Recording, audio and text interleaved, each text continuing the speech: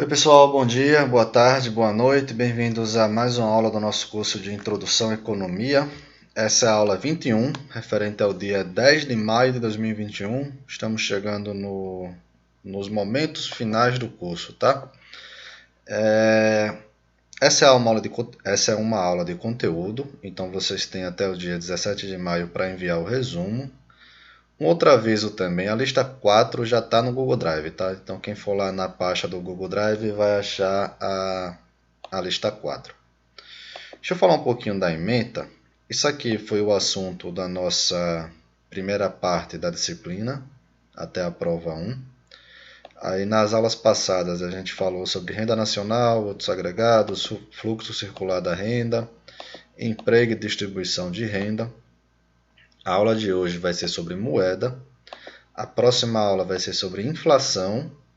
Então, a semana, né? 6 e 8. Aí depois a gente vai ter crescimento econômico, tá? Crescimento econômico são mais 2 aulas. Então, de conteúdo, a gente deve ter 4 aulas, mais ou menos, tá? Mais 2 aulas de síncronas, que são de dúvidas. 6 aulas. E aí nós temos a prova repositiva para quem quiser fazer e a gente encerra a disciplina, tá? Então a gente está na reta final. Esse é o primeiro assunto da nossa reta final. A aula de hoje é o capítulo 29 do livro do Gregory Mankiw, tá? É o sistema monetário. A aula de hoje a gente vai falar sobre moeda. O que é moeda? Moeda é dinheiro. Dinheiro. R$10 que está na sua carteira, os R$100 que está guardado na carteira do seu pai, R$50 que você gastou ontem fazendo alguma coisa, isso é moeda. Moeda é dinheiro. Que ativos são considerados dinheiro? Quais são as funções do dinheiro? Quais são os tipos de dinheiro? O que é o Federal Reserve? O que é o Banco Central do Brasil? Que papel os bancos desempenham no sistema monetário? Como os bancos criam dinheiro? Como o Banco Central controla a oferta monetária? A oferta de moeda. Isso daqui, novamente, o livro do Gregory Mankiw é um livro para os Estados Unidos. Então, quando for alguma coisa do Brasil, eu vou lembrar para vocês, tá? Trazer informações para vocês. Por exemplo, lá nos Estados Unidos, eles utilizam o Fed, que é o Federal Reserve, é o banco central deles. Aqui no Brasil, é o Bacen, que é o Banco Central do Brasil, tá? O que é dinheiro e por que ele é importante? Sem dinheiro, o comércio exigiria escambo, a troca de um bem ou serviço por outro. O que é isso, Renan? Imagina que não existe dinheiro na economia. Então você tem o seu celular aí que você está assistindo a aula, tem o notebook que você está assistindo a aula, e você quer vender esse celular ou esse notebook. Imagina que não existisse dinheiro. Como é que você faria? Você vai falar, olha, e agora? Eu quero vender o celular e sei lá, eu queria comprar outras coisas. Eu venderia o meu celular que vale uns R$1.500, mas não existe dinheiro nessa economia. Então eu trocaria por uma bicicleta, 2 pares de óculos, uma caixinha de som. E esse conjunto todo aí eu trocaria o meu celular. Mas veja como é difícil você achar alguém que tenha a bicicleta, a caixa de som. O que foi mais que eu falei? 2 quilos de arroz, eu não sei o que foi que eu falei. Imagine se você achar alguém que está disposto, tem todo esse conjunto de bens e quer trocar em um celular exatamente como você. Então é muito difícil. Então uma economia sem dinheiro é uma economia muito complicada, uma economia chamada escambo. E o dinheiro é um negócio que foi criado, não é um negócio que nasceu na humanidade. A humanidade não nasceu e aí nasceu o dinheiro. Por muito tempo a humanidade foi progredindo sem dinheiro. Em algum momento colocaram o dinheiro nessa economia, deu certo e continuaram com ele. Hoje em dia a gente está acostumado, né? Mas veja como é difícil o conceito de dinheiro. Imagina você explicar para alguém que aquela nota de R$10 ali que você tem na carteira vale R$10. Ou seja, que aquela nota vale mais do que um papel, por exemplo, que não tem escrito nada. Que aquela nota de 10 vale 10 vezes menos que a nota de 100. Qual é a diferença da nota de 100 para a nota de 10? O número, que é 100, o tipo do papel, mas veja o material. Tem diferença? A nota de 10 para a nota de 100? Não tem. Então como é que você explica para alguém por que aquilo ali vale um valor? Imagina a seguinte situação. Você tem R$100 aí na sua carteira. Aí você vai na padaria aqui no Brasil e compra produtos lá, dá os R$ 100 e compra esses produtos. Imagina que você pega esses mesmos R$ 100, vai na França, R$ 100, não 100 euros, R$ 100. Vai na França, em uma padaria na França. Você vai comprar um monte de produto lá e entrega a nota de R$ 100. O cara vai olhar para aquilo ali e falar: o que é isso? Não sabe o que é isso. Aquilo ali não vale nada na França. Veja como o negócio é maluco, né? Aquilo ali vale R$ 100 no Brasil, mas não vale R$ 100 na França. Mesma coisa o contrário. Você pega uma nota de 100 ienes do Japão e traz numa padaria no Brasil e apresenta no caixa, o cara vai dizer: opa, que dinheiro é esse? Eu não conheço isso. Então veja como o conceito de dinheiro é complicado. E agora imagina a economia sem dinheiro. O que é uma economia sem dinheiro? Uma economia de escambo. Ou seja, você troca produto por produto. Veja como o negócio também seria complicado. Por quê? Porque exigiria uma dupla coincidência de desejos.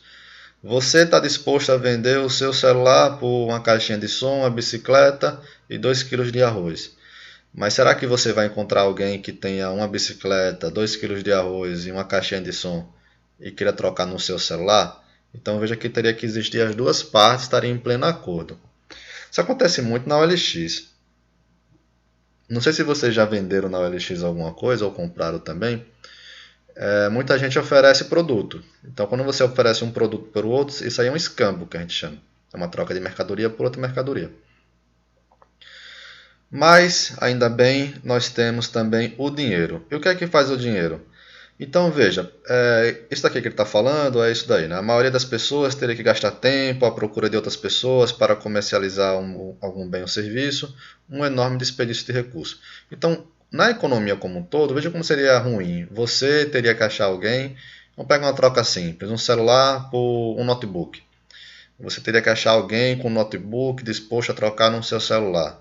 A pessoa que tem o notebook também perderia tempo procurando alguém que tem um celular e queira trocar no notebook. Então isso aqui é uma troca muito mais complicada, que gera perda de tempo e finalmente desperdício de recurso. Isso é ruim para a economia. Aí em algum momento alguém inventou o dinheiro. O que é o dinheiro? É o conjunto de essa busca de necessária com dinheiro, o conjunto de bens que as pessoas usam regularmente para comprar bens e serviços de outras pessoas. Então o dinheiro serviu como meio de troca. Veja, é difícil você achar alguém, você com seu celular. Seu celular vale R$ 1.500, vamos supor. Aí você tem aquele celular e quer achar um notebook de R$ 1.500. Aí às vezes você vai na OLX, procura ali e não acha. Aí, porque são mercados diferentes, né? Celular e notebook. Aí vamos supor agora que exista o dinheiro. Aí você anunciou o seu celular por R$ 1.500. Apareceu um cara que queria aquele celular e pagaria R$ 1.500 e compra o seu celular. Então tem aí R$ 1.500. Você deixa de ter o celular e tem agora R$ 1.500. Com esses R$ 1.500 você pode ir na OLX de novo, por exemplo, ou no Mercado Livre, ou em outro lugar, comprar um notebook de R$ 1.500. Então teve a troca e foi muito mais facilitado com o dinheiro. O dinheiro, a moeda, o conceito de moeda é quase igual ao dinheiro. Tá? A moeda é uma extensão, um pouquinho de extensão do dinheiro. Daqui a pouco a gente fala sobre isso.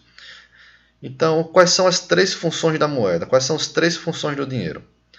Ele serve como meio de troca. O que é isso? É algo que compradores dão aos vendedores quando compram bens e serviços. Quando você vai cortar o seu cabelo,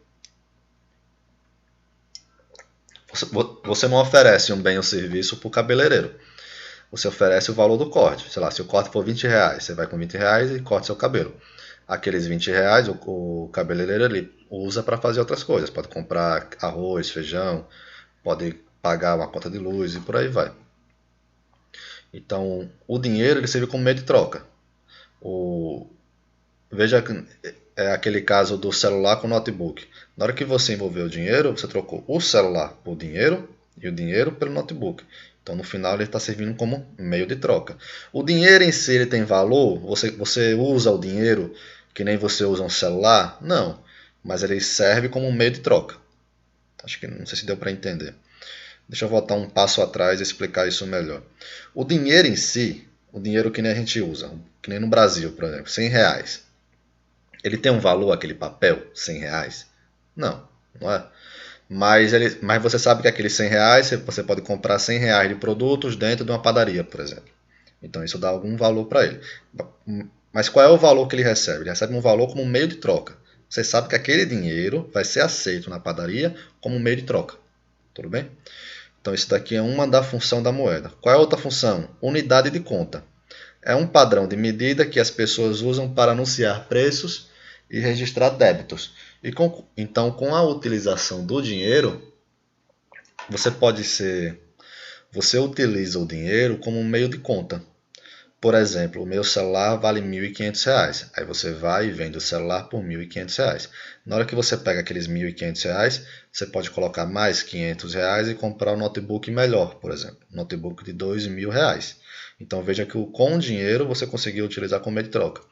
Veja que com o celular ia ser muito mais difícil. Você fala, olha, o meu celular é 1.500, só que é mais 500. Então seria o meu celular mais um terço do celular é igual ao notebook. O dinheiro é muito mais fácil. Você fala, é 1.500 do celular, mais 500, é 2.000, é o notebook. Também os débitos, né? Eu estou devendo para você R$ 100, então é R$ 100 de dívida. Você sabe o valor, a unidade de conta. Quer ver um exemplo legal de como o dinheiro não tem valor em si? Esse exemplo é bom, o da França. Se você pegar R$ 100 e levar para a França, ele não tem nenhum valor lá. A pessoa não vai nem saber o que é aquilo. Outro exemplo, em 94 ocorreu a troca de moeda no Brasil, saiu do cruzeiro para o real. E aí passou um tempo que o governo trocava o cruzeiro para o real por uma taxa lá. Mas, por exemplo, pode ser que você tenha esquecido, ou colocou dinheiro embaixo do colchão e esqueceu. E não trocou esse dinheiro. Na hora que passou esse tempo, sei lá, 5 anos depois, e você tem aquele 100 cruzeiros em casa, aquilo vale quanto? Agora vale muito menos do que os 100 cruzeiros que valia antes, concorda? Que o governo estava trocando esse dinheiro. Então, o dinheiro em si não tem valor, mas ele tem valor como um meio de troca. E também serve como unidade de conta. Agora, a principal função do dinheiro, e é isso que diferencia de outras mercadorias, é a reserva de valor. É a terceira função do dinheiro. E o que é isso? É algo que as pessoas podem usar para transferir poder de compra do presente para o futuro. Você pode pegar R$ 100, deixar na carteira e gastar amanhã. Você pode pegar R$ 100, deixar no banco e gastar daqui a um mês. Você pode pegar R$ 100, colocar embaixo do colchão e gastar daqui a um ano. Então você está transferindo aquele valor ali para o futuro. Você não pode fazer isso com outras mercadorias. Tudo bem? Tá. Existem dois tipos principais de moeda. Quais são elas? A moeda mercadoria e a moeda de curso forçado. Recentemente, é por isso que não está no livro, surgiu um terceiro tipo de moeda. Tá? Deixa eu falar desses dois aqui primeiro, depois eu falo do terceiro. Então, o que é uma moeda mercadoria? Ela assume a forma de uma mercadoria com valor intrínseco. Por exemplo, as moedas de ouro e cigarro em campos de prisioneiros de guerra.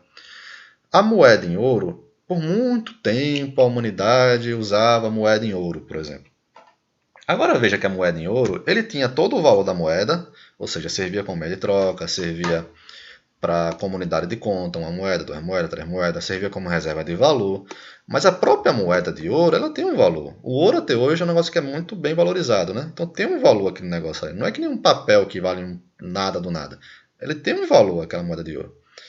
Que nem também o cigarro em campo de prisioneiro de guerra. Não sei se vocês já viram, né? Eu não conheço nem guerra e nem campo de prisioneiro, né? Mas tem muito filme falando sobre isso daqui. Aí você vai lá ver no filme, acho que isso acontece muito também em prisão. As pessoas comercializam com cigarro, por exemplo. Isso aqui vale um maço de cigarro, isso aqui vale 2, isso aqui vale 3. Mas veja que o próprio cigarro ele tem um valor. As pessoas podem gostar de fumar cigarro, por exemplo, né? Tem gente que gosta de fumar. Diferente do dinheiro, né? O dinheiro, a pessoa não está feliz porque tem o papel, né? Ela está feliz porque com aquele papel ela pode comprar mercadorias. Tudo bem? Então, isso daqui são moedas mercadorias, são moedas que têm valor por si só. Tá? Existe também as moedas de curso forçado. O que é isso? São moedas sem valor intrínseco, que é usada como moeda por decreto governamental. Então, por exemplo, aqueles R$ 100 que está na sua carteira, ele tem um valor, não tem? Mas ele tem um valor por si só. Se você chegar na França, e na padaria da França e levar os R$ 100 e a pessoa não conhecer o que é real, ela vai aceitar esses R$ 100? Vai dizer, não, eu não conheço essa moeda. A moeda aqui é outra, aqui é euro. Se você chegar nos Estados Unidos, você fala, não, não conheço, aqui é dólar. Chegar no Japão, não, não conheço, aqui é iene. Chegar na China, não, não conheço, aqui é a moeda de lá, não sei a moeda de lá. E por aí vai. Então aquele papel ali que está na sua mão, de R$ 100, aquilo não tem valor intrínseco. Aquilo não é uma mercadoria. As pessoas não consomem aquele papel, não é? Mas ele tem um valor no Brasil por quê? Porque ele é decreto governamental. O governo força as pessoas a aceitarem que ali tem R$ 100. Então, se você for na padaria, sua conta deu R$ 100, você pegou R$ 100, colocou no caixa da padaria e falou, tá pago os R$ 100, e a conta dava R$ 100, a padaria é obrigada a aceitar, tá? Por decreto do governo. O governo fala, ali naquele papel está escrito R$ 100, então você é obrigado a aceitar, tá? Isso aí é chamada moeda de curso forçado. Então você tem o real, você tem o dólar, você tem o iene, você tem o euro e por aí vai, tá? Existe ainda um terceiro tipo de moeda que surgiu recentemente, que é a criptomoeda. Desculpa. A criptomoeda é um negócio meio maluco. Se eu tiver tempo eu falo sobre ela no final, mas basicamente a criptomoeda não é uma moeda mercadoria, ninguém consome criptomoeda, não é um negócio que você consome, então não tem valor intrínseco. Também não é de curso forçado, nenhum governo no mundo até hoje, se eu me lembro, força a alguém a aceitar criptomoeda, ou seja, por exemplo, você chegar na padaria e falar, eu vou pagar em criptomoeda. Se o governo do Brasil obrigasse as pessoas a aceitarem criptomoeda na padaria, então isso aí seria uma moeda de curso forçado. Mas a criptomoeda não é isso. Nenhum governo no mundo, até onde eu sei, força a aceitação da criptomoeda, de nenhuma criptomoeda. Tá? Esse terceiro tipo especial é muito específico, é muito recente, por isso que não está no livro. Se der tempo, no final da aula a gente fala um pouquinho sobre isso, tá? Oferta de moeda. Então, a oferta de moeda, ou estoque de moeda, é a quantidade de moeda disponível na economia, tá? Quais bens devem ser considerados parte da oferta de moeda? Nós temos dois candidatos. A moeda corrente, que são as notas e moedas de metal, que estão na mão do público. E nós temos o depósito à vista, que são saldos em conta corrente, que os depositantes podem sacar mediante a emissão de um cheque. O que ele está falando aqui é o seguinte. Lembra que eu falei para vocês? Moeda é dinheiro, né? Então, dinheiro faz parte da moeda. Aqueles R$ 100 que você tem na mão é o quê? Moeda corrente, que a gente chama. São as notas e moedas de metal que estão na mão do público. Aqueles R$ 100 está na sua mão. Isso aqui a gente chama de moeda corrente. Mas também, se você falar, Renan, eu tenho R$ 100. Só que não está na minha carteira, não está na minha mão, mas eu vou lá no Banco do Brasil, ou no Itaú, ou no Santander, o banco que eu tenho, vou lá no meu extrato, no celular, e aparece lá R$ 100. E você sabe que se você quiser sacar os R$ 100, você pode.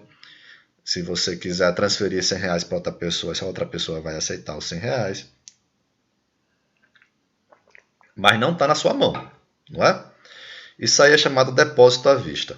Ele tem uma definição mais antiga, que fala de cheque, vamos esquecer isso daqui. Depósito à vista é isso, tá? Se você abrir o aplicativo do Banco do Brasil, e você tem conta no Banco do Brasil, vai ver lá a moeda na conta corrente, isso aqui é depósito à vista, tudo bem? E o que é a oferta de moeda? Você soma toda a moeda que está na mão do povo, fisicamente mesmo, aquele dinheiro que está na sua carteira, mais o dinheiro que você tem que você tem na conta corrente, por exemplo, tá? Isso vai ser a oferta de moeda. Eu não vou falar sobre isso daqui. Isso aqui é uma distinção de M1 e M2. É porque assim, a moeda você vai aumentando a abrangência dela para aumentar a oferta de moeda. Tá? M2, por exemplo, pode ser... Eu não sei se vocês conhecem. Tem um CDB, que é é tipo poupança. Vamos pensar na poupança, que é mais simples. A poupança, você bota um dinheiro ali no banco. O banco pode fazer o que quiser com esse dinheiro. E vai te render um dinheirinho no próximo mês, não é isso?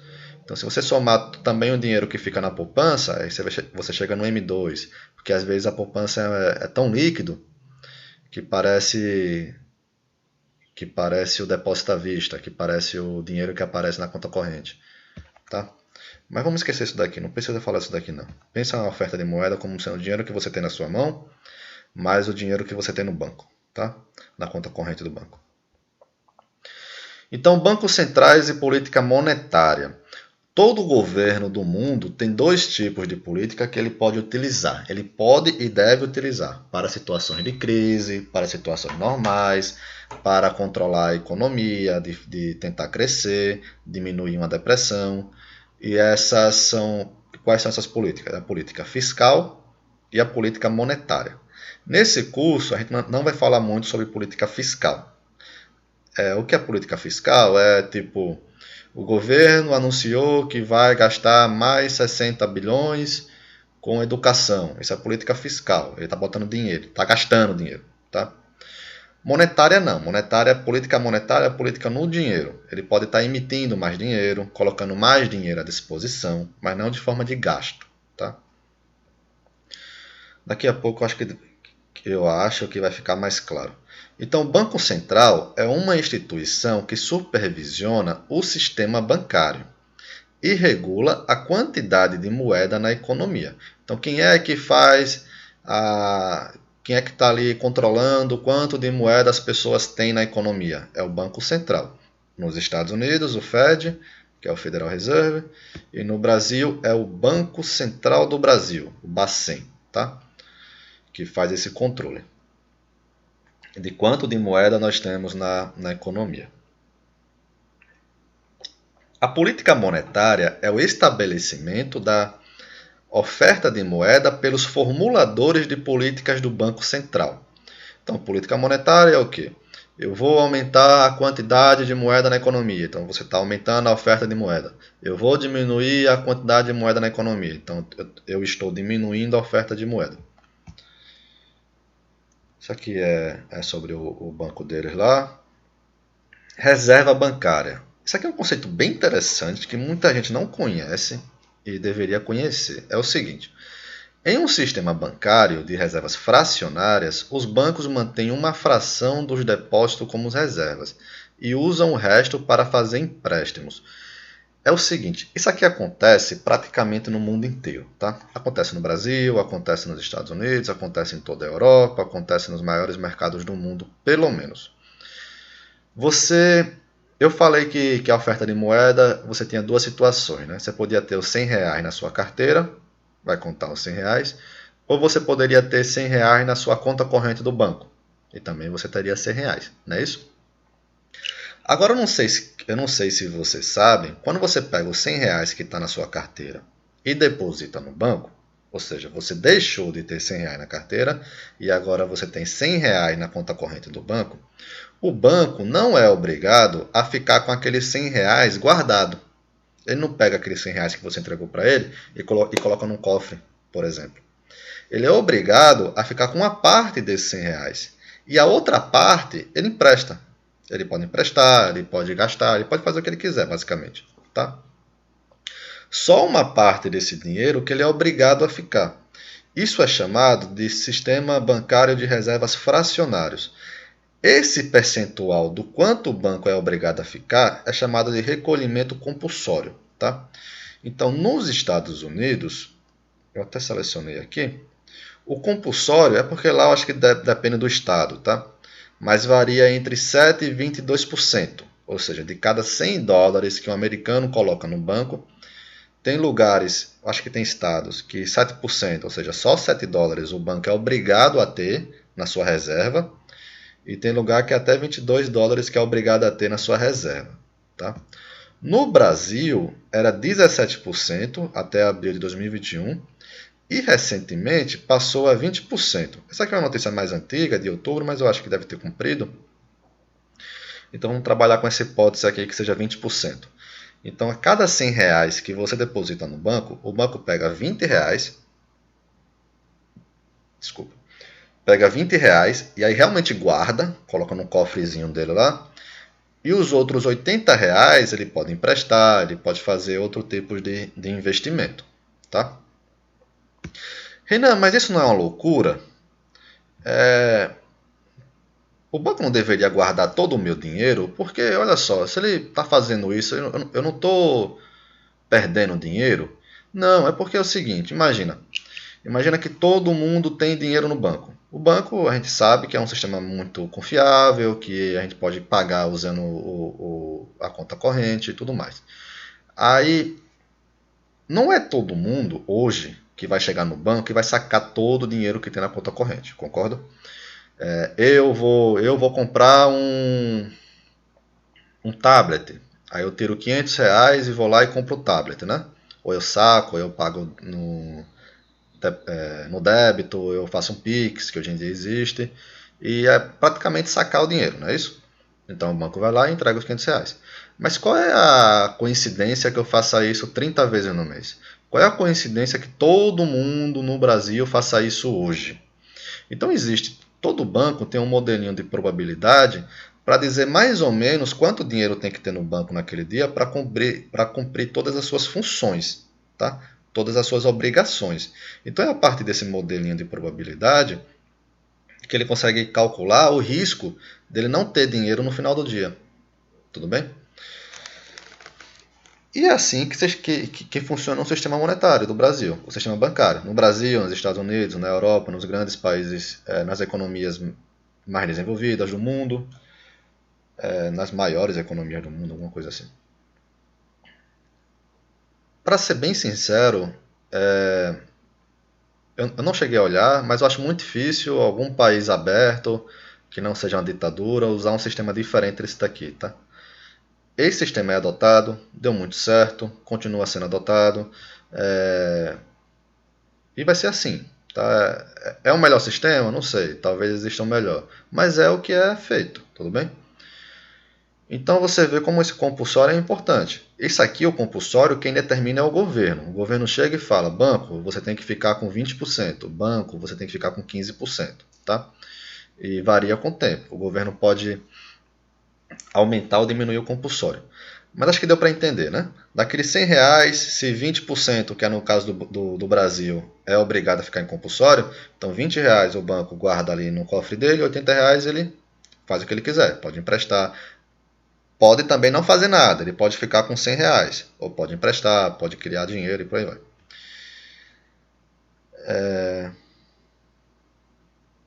A razão de reserva R é a fração do depósito que os bancos mantêm como reserva, ou seja, a reserva totais como percentual do total de depósito. É o 20%, tá? Que a gente falou. Então imagina que isso aqui é uma conta sua no Banco do Brasil, você depositou R$ 100 no Banco do Brasil. Então o Banco do Brasil te deve, ou seja, é um passivo do banco, R$ 100, não é isso? Agora, o Banco do Brasil ele é obrigado a ficar, aqui a taxa 10%. É obrigado a ficar com 10% dessa taxa. Pessoal, acho que bateram aqui, deixa eu voltar. Voltei. Então, nessa economia aqui, a taxa de reserva é 10%. Então, o banco ele tem lá como ativo dele, que está lá no cofre dele, R$ 10. E R$ 90, por exemplo, ele podia emprestar para outras pessoas. Tá? Então, a taxa de reserva é o quê? 100 dividido por 10, ou seja, desculpa, o contrário, né? 10, que é o que ele é obrigado, dividido por 100, que é 10%. No Brasil é 20%, então aqui seria reservas 20, daria 20 sobre 100, que é 20%. Então, suponha que R$ 100 de moeda esteja em circulação. Para determinar o impacto dos bancos na oferta de dinheiro, calcula-se a oferta de dinheiro em 3 casos diferentes. Sem sistema bancário, 100% da reserva do sistema bancário e sistema bancário de reservas fracionárias. O que ele está falando aqui é o seguinte, imagina a seguinte situação. Você tem aqueles R$ 100 que está na sua carteira e você está em 3 economias diferentes. Tá? A primeira economia não tem sistema bancário. Então, aqueles R$ 100 continua na sua carteira e R$ 100 é a oferta de moeda. Concorda? Quanto de moeda essa economia tem em circulação? Os R$ 100, tá? Que é os R$ 100 que está na sua carteira. Na segunda economia, existem os bancos, só que os bancos têm que manter todo o dinheiro que você guardou, que você deixa no banco. Tá? Ele tem que segurar aquele dinheiro, ele tem que pegar aqueles R$ 100 seu e colocar no cofre. Então, quanto de oferta monetária existe nesse exemplo? R$ 0 é o dinheiro que você vai ter na mão, mais R$ 100, que é o dinheiro que você vai ter na conta corrente. Ou seja, de toda a oferta monetária dessa economia vai ser de R$ 100. Então, em 100% da reserva do sistema bancário, os bancos não afetam o tamanho da oferta de moeda. Mas, em geral, a gente está numa economia de reservas fracionárias. Então vamos pegar esse caso aqui que ele colocou, da taxa de reserva, o compulsório, ser de 10%. Então se você pegou aqueles R$100 e depositou no banco, o banco vai ter como débito R$100, R$10 é o que ele tem como compulsório e R$90 ele pode emprestar. Então imagina a seguinte situação. Você tem R$100 na sua carteira, chegou no Banco do Brasil, ou no Itaú, ou qualquer outro banco, e depositou dinheiro lá. Aí você chegou na sua casa, abriu o aplicativo do banco e vai estar lá, conta corrente R$100, não é isso? Então aqueles R$100 você pode comprar de mercadorias, de bens e serviços, não é isso? Você pode ir na padaria e pagar no débito, você pode comprar alguma coisa e pagar no Pix, e por aí vai. O banco, daqueles R$100, se o compulsório for 10%, ele é obrigado a ficar com R$10, né, no cofre dele. Mas os outros R$90 ele pode emprestar. Vamos supor que nesse dia eu cheguei no banco e falei, banco, me empresta R$90? Aí o banco falou, beleza. Então daqueles R$100 seu, R$90 ele emprestou para o Reinan e R$10 ele botou no cofre, não é isso? Agora olha só, você tem R$100 para gastar em bens e serviços. Você pode pagar no débito, você pode sacar o dinheiro em outro banco, sei lá, por aí vai, né? Pode pagar no Pix, mas você pode comprar R$100 de bens e serviços. Eu, que peguei aqueles R$90 emprestado e tenho na mão os R$90, eu posso comprar mercadorias, bens e serviços, R$90, não é isso? Então, peraí. Você pode comprar R$100 de mercadorias, de bens e serviços. Eu posso comprar R$90 de bens e serviços. Então, eu e você somados, a gente tem R$190 que pode gastar com bens e serviços, não é isso? Então, qual é a oferta monetária? O que é oferta monetária mesmo? Dinheiro que está na mão. Quanto dinheiro eu estou na mão, Reinan? 90. Mais o dinheiro que está na conta corrente. Quanto dinheiro você tem na conta corrente? 100. 100 mais 90, 190. Então, veja, se você pegasse aqueles R$100 e deixasse na sua carteira, quanto seria de oferta monetária? Quanto a população teria para gastar na economia? R$100, não é isso? Na hora que você depositou no banco, o banco pegou R$90 e emprestou para o Reinan, agora tem R$100 mais R$90 para gastar com bens e serviços. Então toda essa economia agora tem R$190 para gastar com bens e serviços, tá? Eu sei que a primeira vez que você vê é complicado, mas não é tão complicado, tá? Eu não sei se deu para entender. Se amanhã você chegar e falar, eu vou comprar um travesseiro que custe R$100, você pode? Pode, porque está na sua conta lá, na sua conta corrente, não é isso? Você pode tirar dinheiro de novo, ou você pode simplesmente pagar a pessoa que tem um travesseiro no Pix e vai estar lá R$100, não é isso? Então você comprou R$100 de mercadoria. Se eu também falo, eu vou comprar R$90 de um edredom, então eu posso comprar o edredom R$90. Então eu e você somados, nós temos agora R$190.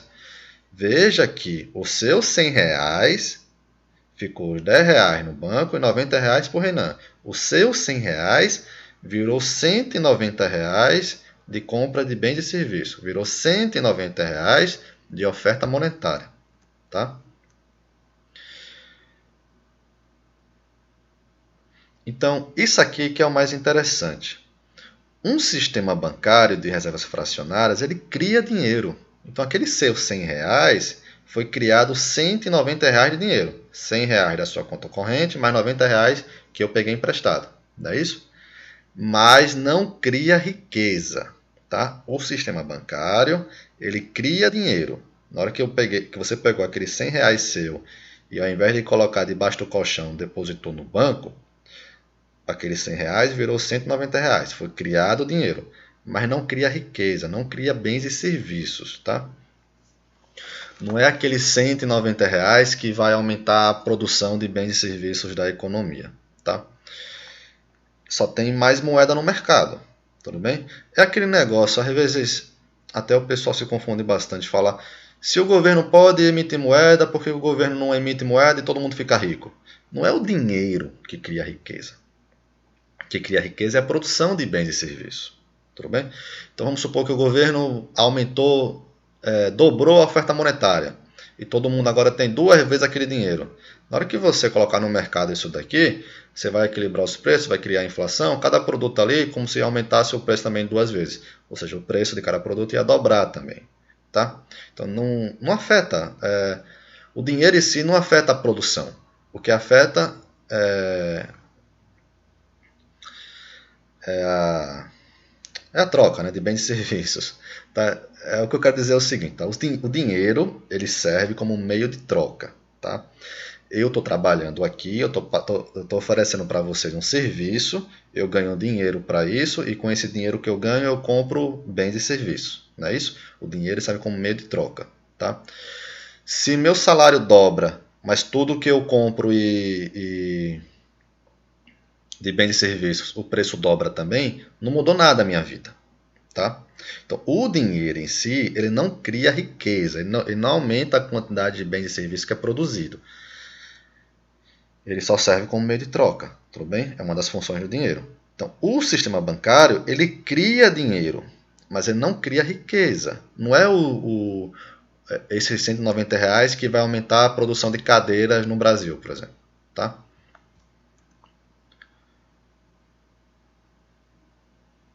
Então, caso 3, sistema bancário. Isso aqui a gente já fez, né? Não sei por que ele repetiu. Ah, sim. É o seguinte. Então, beleza. Você tem aqueles R$100 que estava na sua carteira, você depositou no banco. Quando você depositou no banco, o banco foi obrigado a ficar com R$10, botou R$90 de novo no mercado. Eu, Reinan, fui lá e peguei os R$90. Aí vamos supor que eu, Reinan, foi em outro banco. Você fez isso no Banco do Brasil, eu cheguei no Banco Itaú com aqueles R$90 e depositei os R$90. Então eu tinha R$90 na minha carteira, cheguei no Banco Itaú e depositei R$90. Desses R$90, 10%, nesse sistema aqui, que o compulsório é 10%, o banco é obrigado a ficar. Então o banco é obrigado a ficar com R$9. 10% de 90, não é isso? R$81 ele pode emprestar para o Pedro. O Pedro foi lá e pegou R$81. O Pedro chegou no Santander e depositou R$81. Então, R$8,10 é que o banco é obrigado a ficar na conta dele. O resto, o banco pode emprestar, não é isso? R$72,90 o banco pode colocar novamente na economia. E por aí vai. Então, aqueles seus R$100 que você depositou no banco, o banco foi lá e emprestou R$90. Os R$90 que eu peguei emprestado, eu depositei no banco, o outro banco foi lá e emprestou R$81. Esse outro banco ficou com a parte do compulsório, R$72,90 e emprestou. E por aí vai. Se você somar isso aqui tudo, isso aqui é uma... Eu sempre confundo PA e PG. Bom, vocês são mais espertos que eu. Como é razão, aqui não é aritmética, é geométrica, eu digo que é uma PG, tá? Você somar isso aqui tudo, vai dar R$1.000, tá? Então, nesse exemplo maluco, que as pessoas pegam dinheiro emprestado e depositam no banco, aqueles seus R$100 virou R$1.000. Isso aqui é a criação máxima de moeda que poderia surgir dos seus R$100, tudo bem? Isso é chamado de multiplicador da moeda. O que é isso? É a quantidade de moeda que o sistema bancário gera com cada dólar de suas reservas, com cada real da sua reserva. Então, se o compulsório for de 10%, a obrigação do banco, 1 sobre R é o multiplicador. Se for 10%, 1 sobre 10%, que é 1 sobre 0,1, vai ser igual a 10. Dos R$100 de reserva, eles criam R$1.000 de dinheiro. No Brasil, a gente viu que é 20%. 1 sobre 20%, 1 sobre 0,2 vai dar 5.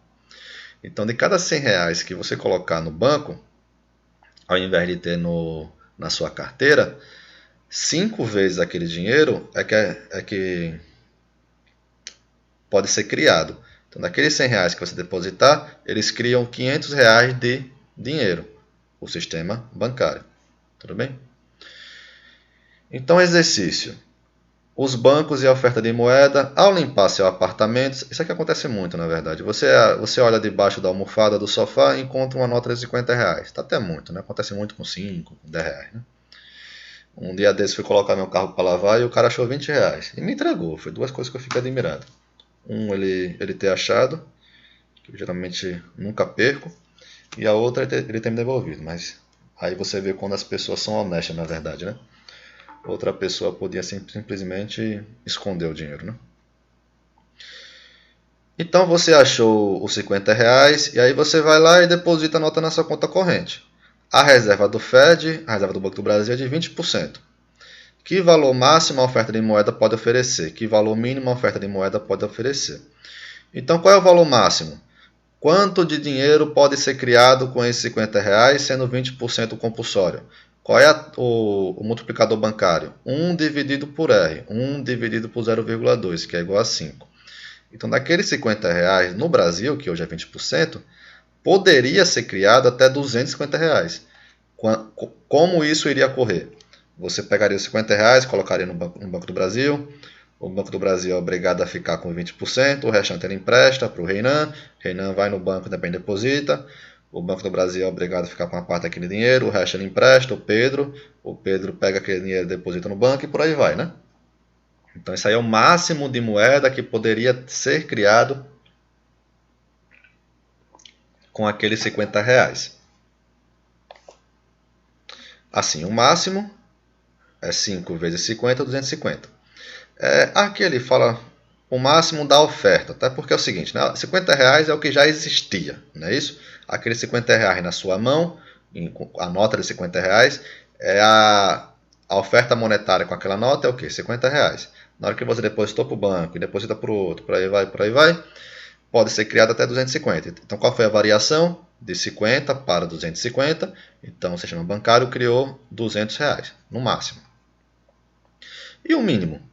O mínimo é criação de zero. O banco pega o seu dinheiro e coloca no cofre. Então já tinha R$ 50 na economia e continua tendo R$ 50 na economia. Então a criação de moeda é igual a zero. Tudo bem? Deixa eu falar isso aqui rapidamente. Isso aqui são slides que a gente pode passar mais à frente, tá? Isso aqui é um balanço de um banco qualquer. Então o banco tem lá depósito, por exemplo, o dinheiro que você coloca, que você deposita no banco e o banco te deve, né? Nesse caso aqui, o banco deve para as pessoas R$ 800. O banco tem dívidas, R$ 150. Já de ativo, o banco tem a reserva, que é R$ 200. Ativo é tudo que o banco pode... Por exemplo, deixa eu pegar um exemplo mais claro do que é um ativo e um passivo. Vamos supor que eu peguei R$ 5.000 emprestado no banco e comprei o notebook. O notebook para mim é um ativo, ou seja, eu posso vender o notebook e pegar dinheiro, por exemplo. Tá? Agora, aqueles R$ 5.000 que eu devo para o banco é um passivo, é uma dívida minha, é uma obrigação que eu tenho. Então, o passivo são as obrigações e ativo é tudo que ele tem ali e pode vender, por exemplo. Então, o banco ele deve para as pessoas R$ 800, ele tem como dívida R$ 150, reserva R$ 200, ou seja, compulsório, por exemplo, ou então até o que ele prefere deixar acima do compulsório. Ele emprestou R$ 700, tem R$ 100 em títulos, e aí sobrou R$ 50. Isso aqui, em geral, é chamado de patrimônio líquido. Por algum motivo, ele chama de capital. Tá? E o que seria o grau de alavancagem? Olha só.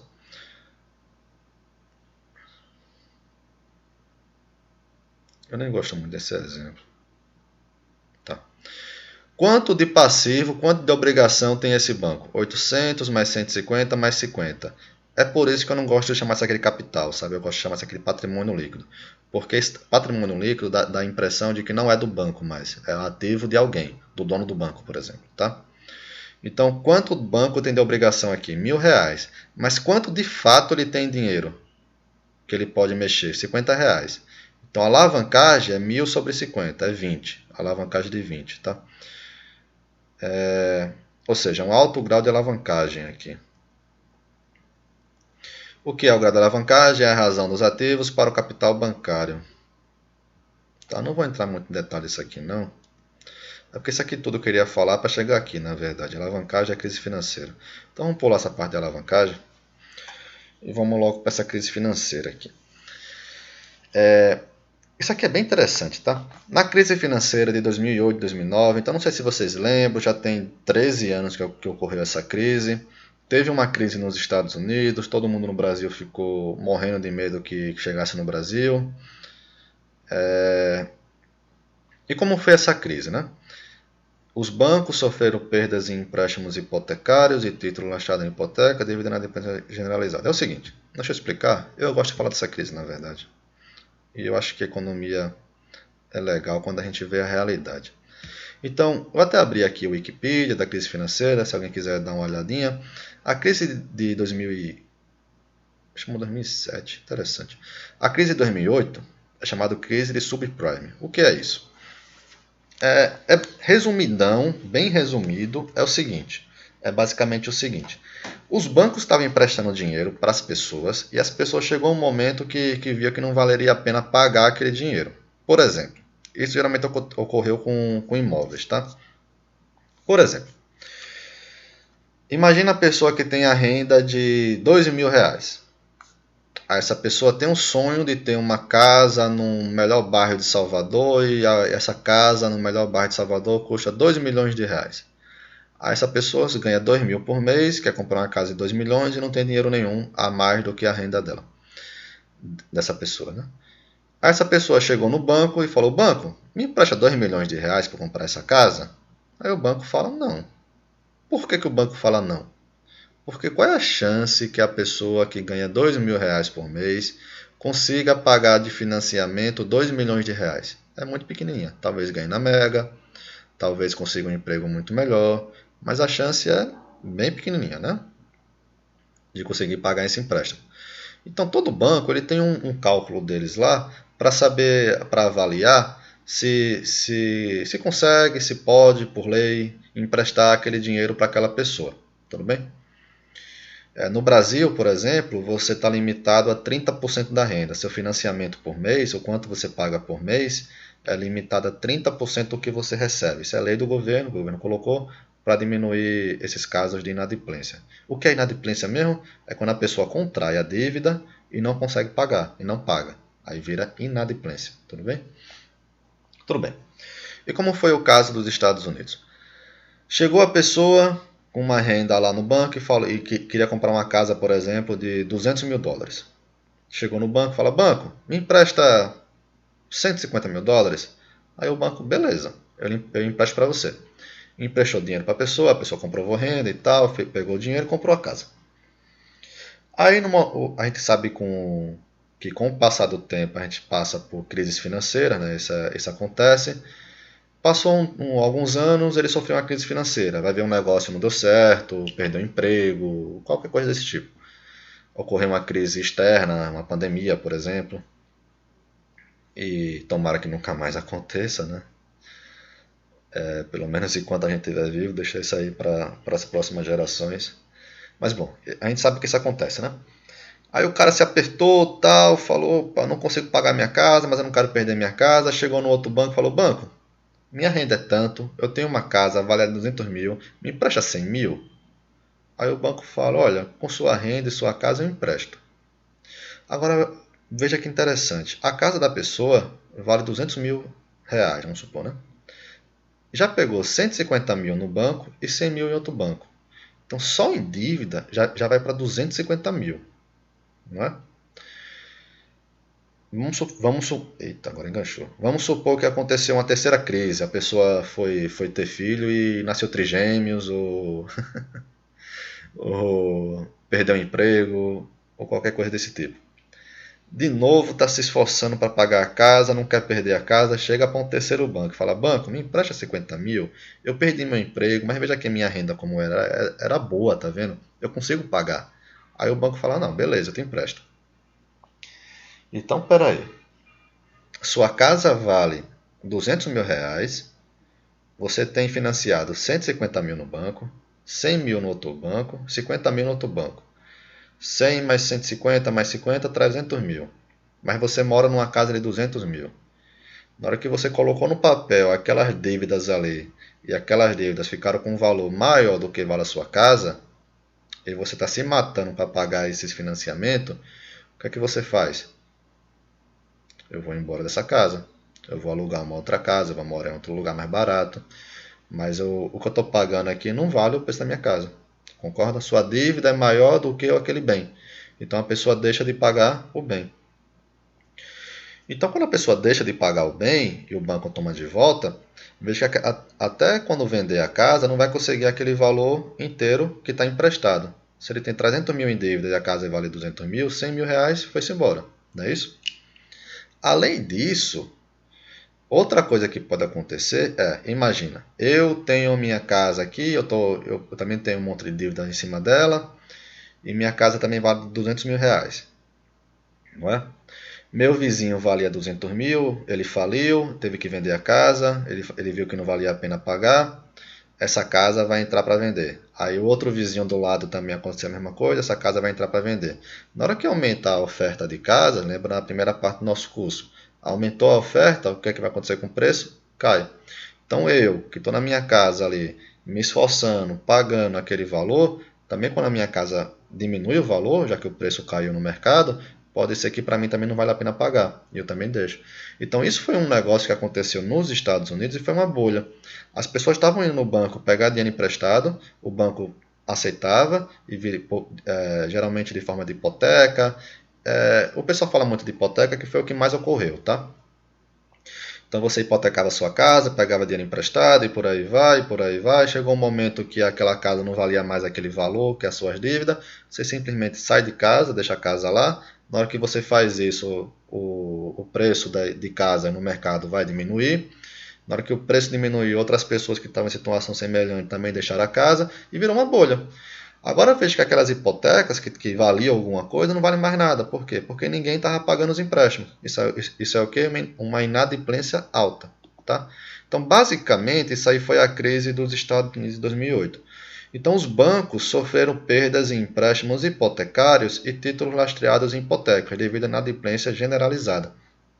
Aquele empréstimo que o banco tinha com você, que você devia 50 mil reais ao banco, e você viu que não valia mais a pena pagar e você simplesmente parou de pagar, não vale nada. E daí? Então, como consequência disso, muitos bancos se tornaram insolventes. Então imagina, estava lá no ativo do banco, 50 mil reais de empréstimo para o Renan. Renan parou de pagar, aqueles 50 mil virou pó, não é isso? Não vale mais nada. E quando o banco está perdendo ativo, ele pode ficar insolvente. O que é o banco ficar insolvente? É ele não conseguir cumprir os seus acordos. Na hora que isso acontece, e isso acontece em crises, nos Estados Unidos, 27 bancos faliram durante 2000 a 2007 e 166 em 2008 e 2009. Estados Unidos tem uma particularidade que lá tem muito banco. Tá? No Brasil, a gente está começando a criar muito banco, esses bancos menores, Nubank, Banco Inter. Inter é até grande, né? Intermediário, mas Nubank eu acho que é pequenininho ainda. Até a Vivo criou um banco agora, não sei se vocês viram. Eu acho que é um banco, na verdade. Então, mas lá nos Estados Unidos é muito mais disseminado, tem muito mais bancos lá, tá? Então veja, em 7 anos faliram 27 bancos. Isso acontece, os bancos ficaram sem dinheiro para pagar suas contas. O que é que faz? Fale. Declara falência, fecha o banco. Só entre 2008 e 2009, 166 bancos faliram. Então os bancos não tinham dinheiro, falia, e a gente vai ver daqui a pouco que a falência de um banco também influencia os outros bancos. Então um monte de banco faliu. E banco falir é um negócio que é bizarro na economia. É assim, você tem 100 reais no banco, o banco faliu, você não tem mais 100 reais no banco. Daqui a pouco tem um negócio chamado FGC, tá? Daqui a pouco a gente fala sobre isso. Então, muitos bancos tinham pouquíssimo capital. Então, o banco tinha pouquinho dinheiro, ocorreu a crise, o que os obrigou a reduzir seus empréstimos, causando uma crise de crédito. Então, além da falência dos bancos, os bancos que continuaram, eles tinham pouco capital. Na hora que ocorreu a crise, as pessoas estavam em inadimplência alta, o que foi que aconteceu? O banco ficou com menos capital ainda no seu caixa e a consequência disso o que foi? Diminuição de crédito. Então ocorreu uma crise de crédito. O que é uma crise de crédito? Vamos supor, hoje você vai comprar, você tem uma boa renda, você quer financiar 50 mil, você consegue. Uma crise de crédito imagina daqui a um ano ocorreu alguma crise de crédito, e esses 50 mil você não consegue financiar em nenhum banco. Mesmo que você pague uma taxa de juros alta, mesmo que você fale, eu quero pagar uma taxa de juros alta, você não consegue. Então isso aqui é uma crise de crédito. Tá? E por que isso aqui é importante na economia? Por exemplo, uma das coisas que as empresas fazem é pegar dinheiro emprestado no banco. Vamos supor, a Magalu, o Magazine Luiza quer expandir, quer construir uma nova loja. Não tem dinheiro para isso. Uma das coisas que ele pode fazer é pegar dinheiro emprestado no banco. Então, o Magalu, quando faz isso, ele está pensando o seguinte: eu vou construir uma nova loja e esse retorno que eu vou ter vai compensar a dívida que eu vou fazer, né? Eu vou ter retorno positivo. Isso acontece, tá? Não sempre, mas acontece. Então, quando você limita essa opção, então você não tem mais uma loja do Magalu, por exemplo. Isso limita, por exemplo, o crescimento da economia. Então, qual foi a resposta do governo para essa crise? Para aliviar a crise de crédito, o Banco Central de lá e o Tesouro norte-americano injetaram centenas de bilhões de dólares em valor de capital no sistema bancário. Como resultado, contribuintes norte-americanos, que é besteirinha, viraram temporariamente proprietários de uma parte de muitos bancos. Essa política conseguiu recapitalizar o sistema bancário e ajudou a restaurar a concessão de empréstimos a nível normais em 2009. Uma situação parecida, não está nesse livro porque é muito recente, é a pandemia. Na pandemia, a gente já falou bastante nesse curso, né? Ocorreram várias coisas. Uma das coisas é que ocorreu a diminuição de produção, a diminuição de demanda, os preços caíram, a inadimplência dos bancos. Os bancos tinham a impressão de que a inadimplência ia aumentar, que as pessoas perderam emprego, que as pessoas não estavam produzindo. E, por exemplo, uma coisa que poderia acontecer é uma diminuição de crédito. Agora os governos, os principais governos, Brasil, Estados Unidos, na Europa, Japão também, o que foi que eles fizeram? Vamos se antecipar a isso. A economia está esperando que tenha uma crise de crédito, então vamos colocar dinheiro nesse mercado para segurar o crédito nessa economia. Isso aconteceu no Brasil, isso aconteceu nos Estados Unidos. Estados Unidos injetou $1 trilhão. Foi um negócio bizarro de dinheiro assim. E agora tem um outro pacote de $1 trilhão. Não sei nem se foi aprovado. O Brasil também injetou dinheiro na economia. E por que está fazendo isso? Para tentar deixar que os bancos não virem insolventes. Ou seja, não consigam pagar as suas obrigações. E que a economia continue fazendo. Ou seja, se uma empresa chegar para um banco desse e pedir dinheiro emprestado, que ela tenha dinheiro para emprestar e continue emprestando. E por que isso é importante na economia? Eu já falei, né? Você pode limitar o crescimento, né? Se isso não acontecer. Mas por que é importante para o governo fazer uma medida desse tipo? Para não agravar uma crise. A pandemia é uma crise. A pandemia, em qualquer momento da história de qualquer país que ocorrer, é uma crise. Porque você limita a produção, não é isso? Agora, tem crises e crises. Você pode deixar solto e virar, por exemplo, que nem uma grande depressão, ficar vários e vários anos com o negócio piorando. Ou você pode intervir, né? E a grande maioria dos países optou por intervir. No Brasil foi assim também. O Brasil utilizou política monetária e fiscal para intervir na crise da pandemia. E eu acho que isso foi certo, tá? A opinião minha como economista. Para não ter gerado uma crise pior do que poderia ter ocorrido, tá?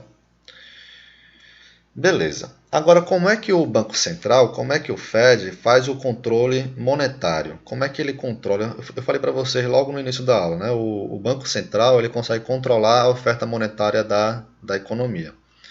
Mas como é que ele consegue aumentar e diminuir a oferta monetária? Quais são os instrumentos que são utilizados? Tanto nos Estados Unidos como no Brasil são os mesmos, tá? E o que é a oferta monetária? É o multiplicador monetário das reservas bancárias. Ao alterar não, desculpa. Eu estava achando até estranho. Uma das formas que o Banco Central tem para mudar a oferta monetária é mudar o multiplicador monetário. É mudar o compulsório. Tá? Ao alterar o compulsório ou o multiplicador monetário, o Fed, o Banco Central, altera a oferta monetária. A gente viu isso, né? Se o compulsório for 20%, a oferta monetária pode ser multiplicada até 5%, né? Que é aquela taxa lá. Se for 100%, a oferta monetária seria multiplicada por 1 e por aí vai. Agora, como o Banco Central influencia a quantidade de reservas? A primeira coisa que o Banco Central pode fazer é operações no mercado aberto. O que é isso? É a compra e venda de títulos do governo brasileiro pelo Banco Central. Então, o governo ele tem várias formas de se financiar. Uma das formas que o governo tem para se financiar é emitindo títulos do governo. Eu não sei se vocês já ouviram falar sobre isso, mas recentemente ficou famoso isso daqui porque estava tendo um lucro maior com essas taxas desses títulos públicos. Mas o que é isso? Basicamente é o seguinte, o governo chega para a economia, né, chega para a população, né, e fala, olha, eu tenho aqui um título público que vale 5 mil reais, você quer comprar ele? Aí vamos supor, eu, Renan, falo, eu quero comprar. Então eu ofereço 5 mil reais do meu dinheiro, que eu poderia comprar bem de serviço, e falo, governo, toma aqui 5 mil reais, o governo pode fazer o que ele quiser com ele, pode gastar, pode fazer outras coisas. Em compensação, o governo fala, olha, agora daqui a 30 anos, você vai receber 5 mil reais mais uma taxa, 5%, 1%, geralmente é baseado na Selic ou no IPCA, tá? Eu não falei de Selic ainda, não sei se eu deveria ter falado.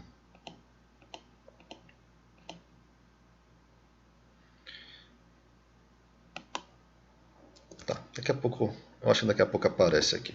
Mas é baseado nessas taxas, Selic e IPCA. Então o governo fala, olha, beleza, eu pego esses 5 mil reais seu emprestado e daqui a 30 anos eu te pago 5 mil vezes uma taxa lá. Pode ser Selic, pode ser PCA, pode ser taxa fixa. Geralmente são essas taxas, tá? Eu acho que tem algum título público que usa IGPM também. Mas basicamente é isso, beleza? Então como é que o Banco Central pode influenciar a oferta de moeda? Ele pode comprar ou vender títulos públicos. Imagina, o Banco Central, geralmente o Banco Central faz isso com bancos, tá? Mas para facilitar, imagina que ele faça isso com a gente também. Então o Banco Central ele chega e fala para a economia, eu compro o título público. Aí ele chega ali para mim e fala, olha, aquele papel ali, título público que você tem, eu pago 7 mil reais. Aí eu falo, opa, beleza. Eu te vendo aquele título público. Na hora que eu entrego o papel para o Banco Central e o Banco Central me entrega 7 mil reais, veja que a oferta monetária nessa economia aumentou em 7 mil reais. Eu posso pegar esses 7 mil reais e comprar bens e serviços. O título público não. Eu não vou chegar para para o Magazine Luiza e falar, Magazine, me venda a TV aí que custa 7 mil reais e eu lhe dou um título público. Não pode. Então, na hora que o Banco Central comprou o título público, ele está aumentando a oferta de moeda, concorda? Aqueles 7 mil reais ali que ele me deu de dinheiro, aumentou a oferta de moeda. E aí você tem um multiplicador e por aí vai. E como é que o governo pode diminuir a oferta monetária utilizando as operações no mercado aberto? Ele pode vender título público. Então o governo está lá com aquele título público que ele gastou 7 mil reais, ele fala, olha, eu vendo esse título público. Aí o João fala, eu quero comprar esse título público. O João vai lá e compra. E paga 7 mil reais. Na hora que o João faz isso, ele pegou 7 mil reais que estava na mão dele, em depósito, na conta ou na carteira dele, e entregou para o Banco Central. Não é isso? O Banco Central guardou esse dinheirinho. Então, esse 7 mil que estava para a população gastar, saiu da economia. Ou seja, teve uma diminuição da oferta monetária. Tudo bem? Então o governo utiliza as operações, o Banco Central, desculpa, utiliza as operações no mercado aberto para diminuir ou aumentar a oferta monetária. E como é que ele faz isso? Com a compra e venda de títulos públicos, tanto nos Estados Unidos como no Brasil. Assim, aqui que eu falo da Selic.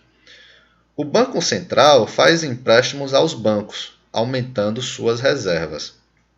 Então, o Banco Central ele chega para os bancos, chegando não, que nem precisa, que os bancos já sabem. Por exemplo, o Banco do Brasil está com problema hoje de dinheiro para finalizar o dia, precisa de 10 milhões de reais para finalizar o dia, tá com saldo negativo de 10 milhões de reais. Ele fez os cálculos dele lá, mas deu errado, acontece. O que é que ele faz? Ele chega, o Banco do Brasil chega no Banco Central e fala, Banco Central, eita, agora eu estou vendo FED aqui, está me confundindo FED com Banco Central. Com Bacen, né? Aí o Banco do Brasil chega para o Bacen, que é o Banco Central do Brasil, e fala, Bacen, me empresta 10 milhões de reais? Aí o Bacen fala, beleza. Aí empresta para o Banco do Brasil 10 milhões de reais. Amanhã o Bacen pede os 10 milhões de reais de volta. E ele pede com uma taxa de juros, que é chamada taxa de desconto. E quanto é essa taxa? Essa taxa, no Brasil, que é o quanto o Banco Central cobra para emprestar para os bancos, é chamada de taxa Selic. Tá? Quem determina essa taxa é o próprio Banco Central, pelo Copom. O que é o Copom? É o Comitê de Política Monetária. Varia com o tempo. Então, em março, fevereiro, dezembro era 2% ao ano. Tem aumentado recentemente e agora está em 3,5% ao ano. Tá? Essa taxa, há pouco tempo atrás, alguns anos atrás, já era acima de 10%. Teve uma série de quedas. Chegou na mínima histórica. Essa aqui é a menor taxa Selic da história do Brasil pós-real, que é 2%, e agora tem aumentado. Então agora está em 3,5%. Tá? Então quando o Banco do Brasil chega no Banco Central e pede esse empréstimo, o Banco Central fala, beleza, eu te empresto, mas eu cobro 3% ao ano. Então se for um dia, 3%, você faz a conta lá, né? O proporcional. Tá? Tem um outro, isso aqui é o método tradicional, Brasil, Estados Unidos, Europa, o mundo inteiro, tá? Aí o Mank, ele também traz esse outro método aqui que eu, sinceramente, ainda não vi sendo aplicado. Que é o quê? O Fed escolhe a quantidade de reserva que irá emprestar e os bancos concorrem entre si para obter esse empréstimo. Então, ao invés do Banco Central dizer quanto é a taxa de juros, que nem é no Brasil o Banco Central chegou e falou, a taxa de juros é 3,5%. Aqui é diferente. Aqui seria o Banco Central deixa o dinheiro guardado e os bancos que concorrem, que compitam para quem paga mais por esse dinheiro, tá? Mas não vamos ficar pensando nisso aqui não. Então, quanto mais os bancos emprestam, mais reservas tem para financiar novos empréstimos e aumentar a oferta de moeda.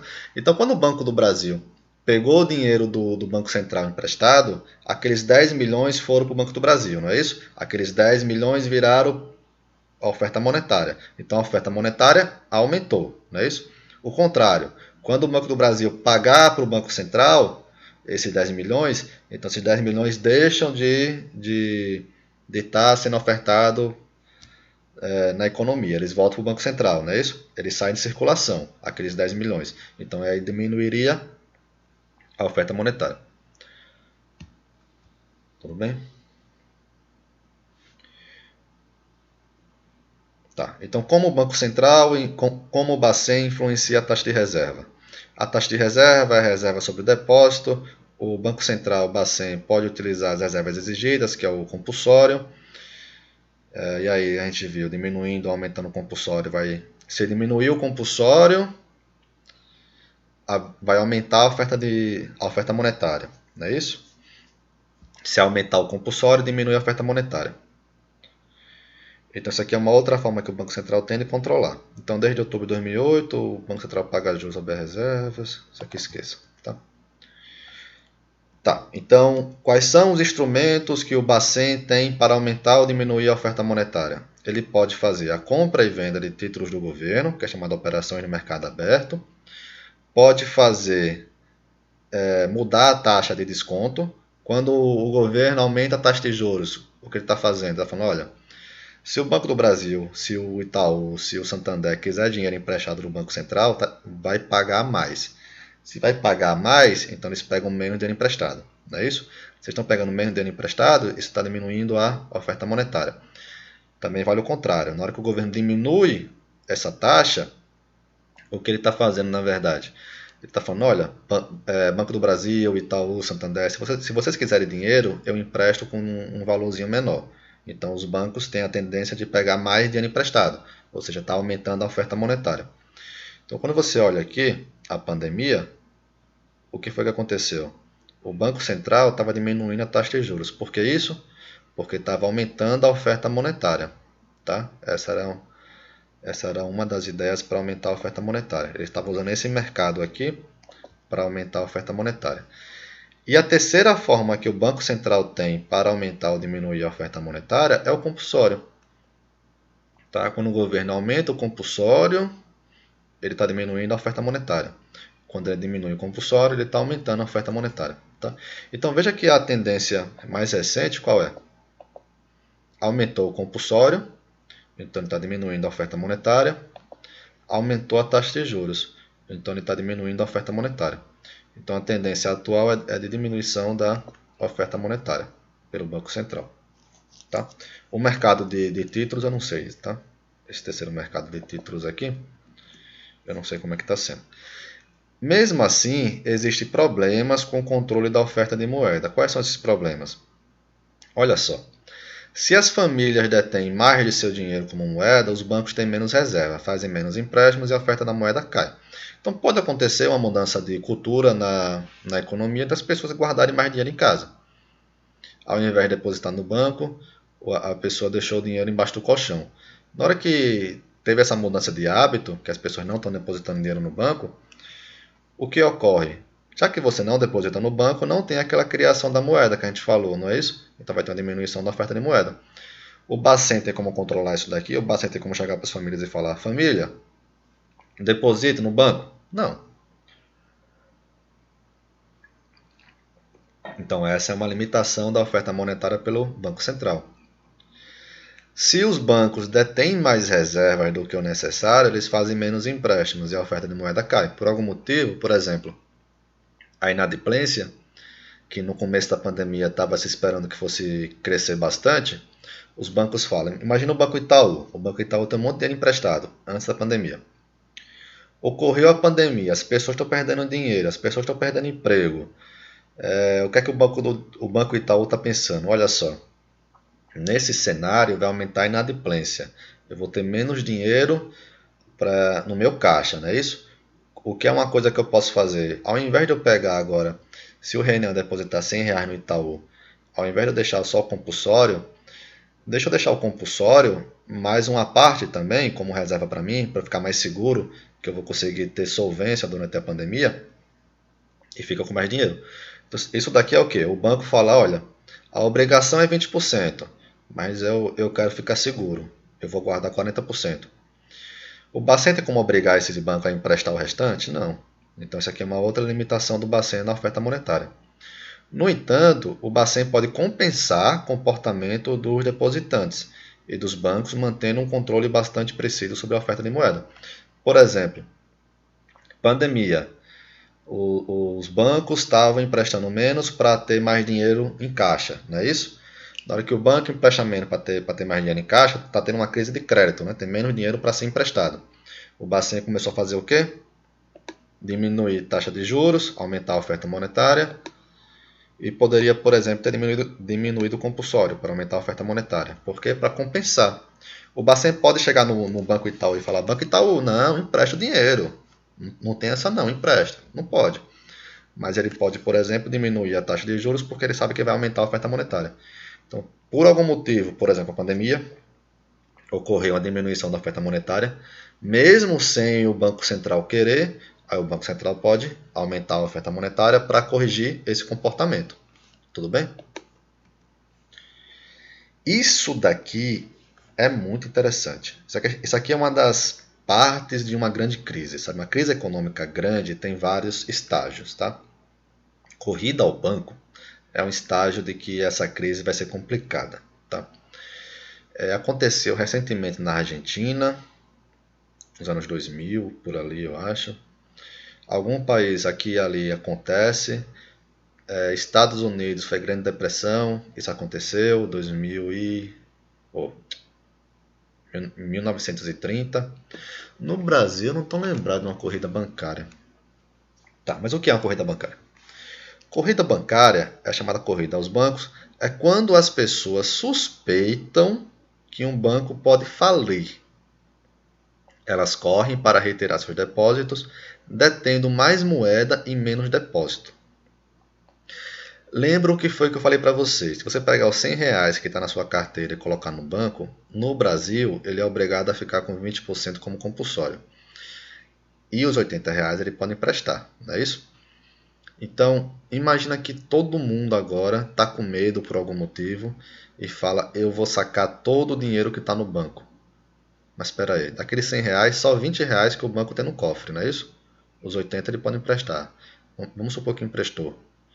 Se todo mundo hoje for no banco sacar o dinheiro, o que é que vai acontecer? O banco não vai ter o dinheiro para dar a todo mundo. E o que vai acontecer? O banco vai falir. Então, a suspeita leva as pessoas a ir no banco, sacar o dinheiro, só que todo mundo sacando o dinheiro, o banco não vai ter dinheiro suficiente para pagar todo mundo. Então, o que é que vai acontecer? O banco vai falir. Então, sob o regime de reservas fracionárias, os bancos não conseguem satisfazer os pedidos de retirada de todos os depositantes e, portanto, podem ser forçados a fechar as portas. Além disso, os bancos podem tomar menos empréstimos e manter mais reservas para satisfazer os depositantes. Esses eventos aumentam o R e revertem o processo de criação de moeda, porque a oferta de moeda cai. Então vamos lá. Imagina que todo mundo hoje suspeita que o Banco do Brasil está falindo. O que é que eu faço? Eu vou no Banco do Brasil, sacar tudo que eu tenho de dinheiro lá, né? Todo mundo faz isso, o banco não tem dinheiro, o banco vai falir. Na hora que o banco falir, se eu tenho dinheiro no Banco do Brasil, cheguei no Banco do Brasil e o Banco do Brasil não tem o dinheiro, e agora? Eu fiquei sem o dinheiro, esse dinheiro não mais existe. Então é uma loucura. Você via muito corrida de banco, antigamente, quando tinha aquelas grandes filas em banco. Aí era um sinal de que estava ocorrendo, que poderia estar ocorrendo uma corrida bancária. Então nunca é um bom sinal você ver tanta gente na fila de um banco, tá? Muito mais do que o normal, tá? E é só suspeita que já faz o banco falir. Às vezes o banco não estava em situação ruim. Por exemplo, deixa eu dar um exemplo. Imagina um banco que nem o Itaú, né? O Banco Itaú é um banco grande, o Banco do Brasil é um banco grande, o Santander é um banco grande. Imagina um desses bancos grandes. Imagina o Banco Itaú. A Caixa, né? É um banco grande. Imagina que o Itaú, que é um banco privado, o governo não está mexendo lá nas coisinhas, eles fizeram alguma coisa muito errada e o banco começou a ter problema e faliu, vamos supor. Na hora que o banco faliu, você ligou lá no Jornal Nacional, vai aparecer: Banco Itaú faliu. As pessoas estão fazendo fila, a pessoa desesperada, falando: meu salário está lá, o dinheiro da minha casa estava lá e eu não tenho mais esse dinheiro. Aí você fala: caramba, ainda bem que eu estou no Banco do Brasil.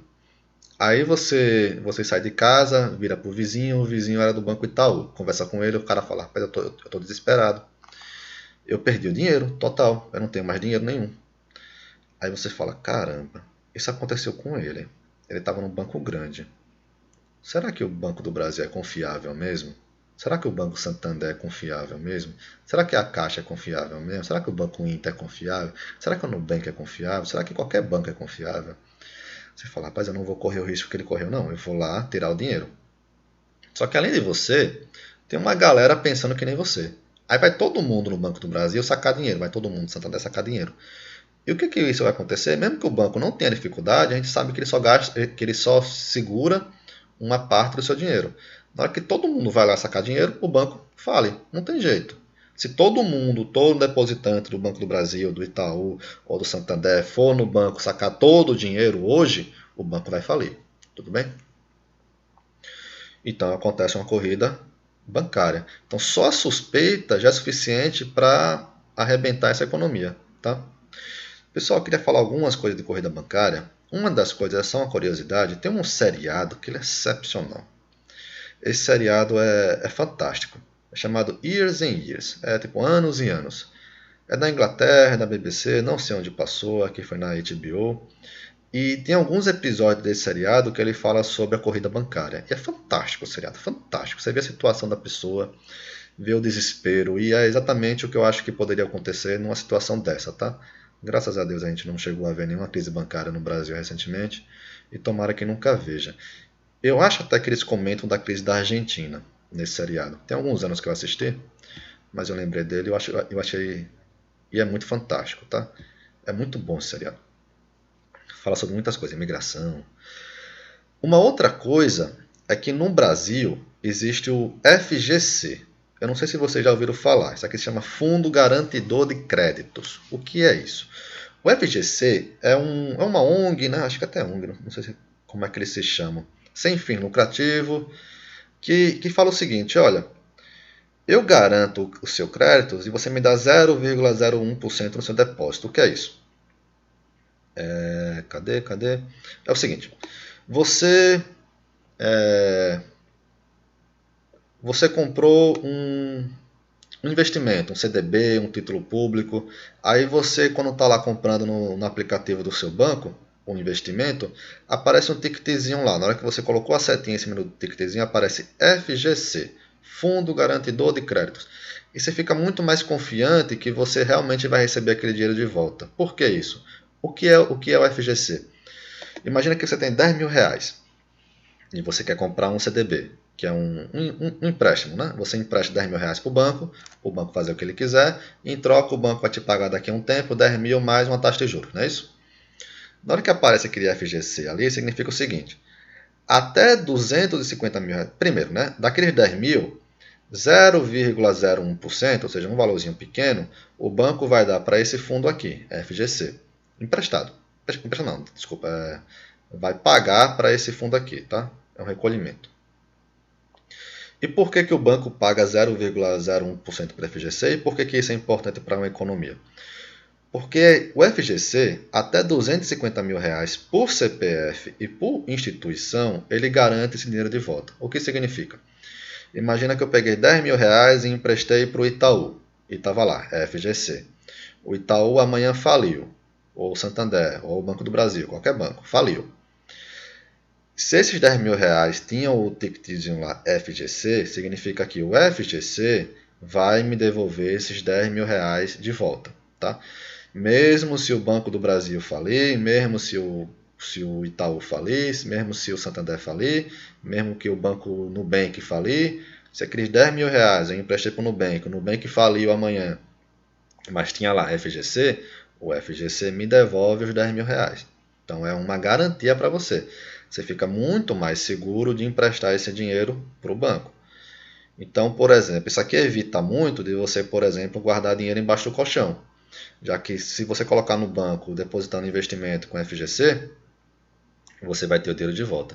Eu não tenho certeza, mas tenho quase certeza que a conta corrente é garantida pelo FGC. Tá? Geralmente, quando um banco desse muito grande está perto de quebrar, o governo intervém e garante o crédito das pessoas. Por que isso? Por que o banco está fazendo isso? Porque se o banco não fizer isso, e de fato, por que o governo, quando tem uma crise grande, ele intervém e garante o dinheiro das pessoas? Porque se o governo não faz isso e as pessoas vão lá sacar dinheiro, vai falir o Itaú, vai falir o Banco do Brasil, vai falir o Santander, vai falir todo mundo, vai virar uma doidice, vai virar uma crise econômica muito mais grave do que seria se o governo fosse lá no banco e controlasse a situação. Tá? E veja que isso não é bem visto pela população. Nos Estados Unidos, naquela crise de 2008 que a gente falou, um dos grandes bancos quebrou. Acho que foi o Lehman Brothers. E o governo foi muito criticado, na verdade, pelos economistas de ter deixado um banco daquele tamanho quebrar, porque acabou levando uma crise muito maior. Então, e veja que isso para o governo não é bem visto, né? Imagina, o governo ajudou o banco a não quebrar. Aí você olha assim, por quê? Por que o governo está ajudando o banco a não quebrar? Deixa o banco se virar, cara. Porque se o governo não faz isso, numa situação extrema, e o banco grande de fato quebrar, todo o dinheiro das pessoas que estão naquele banco vai sumir. Imaginando que não existisse FGC também, tá? E na hora que some esse dinheiro, você fica maluco. Imagina, você vendeu o seu carro, 50 mil reais. Colocou no banco. Amanhã o banco faliu. Teve a corrida bancária e o banco faliu. Amanhã você não tem mais 50 mil reais. É simples assim. Não tem mais o dinheiro do carro. Ah, mas não tem mais. O banco faliu. O banco quebrou. Então, o FGC garante o seu dinheiro, né? Além disso, na verdade, para ser bem sincero, o FGC não é suficiente para garantir a quebra de um grande banco. Tá? Se for um Itaú da vida quebrar, o FGC não consegue segurar essa onda. Mas dizem que ele é suficiente para cobrir um banco intermediário, por exemplo. Que nem o Banco Inter, que nem o Nubank. O Nubank, na verdade, é um banco pequeno ainda, eu acho. O Inter já é um banco mais intermediário. Já dá uma garantia. Se um banco desse grande que fosse quebrar, eu acho que o governo ia acabar intervindo, sabe? Não ia deixar que quebrasse, não. Mas tudo bem. Sobre corrida bancária, eu acho que é isso. Tá. Então isso aqui está falando da Grande Depressão. Então veja, entre 1929 e 1933 houve uma onda de corridas aos bancos e muitos faliram. Um banco faliu, você viu seu vizinho com conta no banco falir, ficar desesperado, você foi no banco sacar todo o seu dinheiro. Outras pessoas tiveram a mesma ideia, então o seu banco também faliu, o banco do vizinho também faliu, outro banco também faliu e por aí foi. E por aí vai. O que causou uma queda de 28% na oferta de moeda. Então, quando o banco fale, aquele dinheiro some, o que ocorre com a oferta de moeda na economia? Diminui. Se você vendeu o seu carro, 50 mil reais, depositou no banco, o banco faliu e você perdeu 50 mil reais, aqueles 50 mil reais que você poderia comprar de bens e serviços sumiu. Então a oferta monetária caiu. Muitos economistas acreditam que isso contribuiu para a gravidade da Grande Depressão. É por isso que isso hoje é tão estudado e o governo intervém para esses casos mais extremos. Desde então, o Seguro e Depósito Federal, no nosso caso o FGC, o próprio governo, tem ajudado a evitar corridas aos bancos norte-americanos. No Brasil, acho que até o governo deixa bem claro isso, tá? Ele fala que é 50 mil ou 100 mil, não lembro o valor, por conta corrente, que o governo, se o banco quebrar, o governo cobre.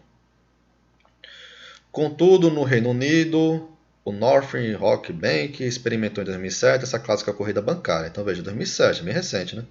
E acabou sendo controlado pelo governo britânico. Então o governo britânico tanto interviu com essa quebra, para não deixar quebrar e as pessoas perderem todo o dinheiro, como acabou sendo totalmente controlado pelo governo britânico. Acabou fazendo a aquisição do banco, na verdade.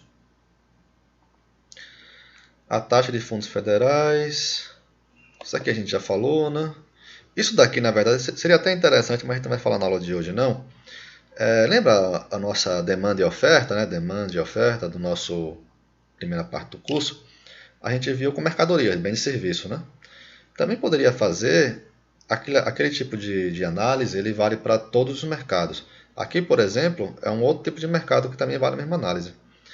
Lá no mercado de bens e serviços, aqui era preço, ali era quantidade, né? Poderia ser taxa de juros, quantidade de fundos federais, poderia ser mercado de trabalho, salário, por exemplo, e número de trabalhadores e por aí vai. Sempre vale a mesma análise de oferta e demanda. Mas eu não quero falar sobre isso aqui hoje, então vamos passar esse slide também. Tá? Então, em resumo, para terminar a aula, e aí a gente tem um tempinho para falar de criptomoeda rapidamente. A moeda tem 3 funções: meio de troca, unidade de conta e reserva de valor. Existem 2 tipos de moeda, hoje em dia tem mais um terceiro tipo, né? É a moeda mercadoria, que tem valor intrínseco, tipo moeda de ouro. E moeda de curso forçado, tipo R$100, que não tem valor intrínseco. R$100 só vale R$100 porque o governo do Brasil falou, ali vale R$100. Obriga, né, a dizer que as pessoas aceitem. Os Estados Unidos usam moeda de curso forçado, que inclui moedas e vários tipos de depósitos bancários. E aqui tem a reserva bancárias. Não vou falar sobre isso aqui tudo não, tá? Beleza. Então a aula de hoje foi isso com relação à moeda. Se quiser, pode parar a aula, não vai ter mais nada. Sim, a bibliografia da aula vai aparecer lá em PDF também, tá? Quem quiser ver os sites que eu busquei, tá lá na bibliografia.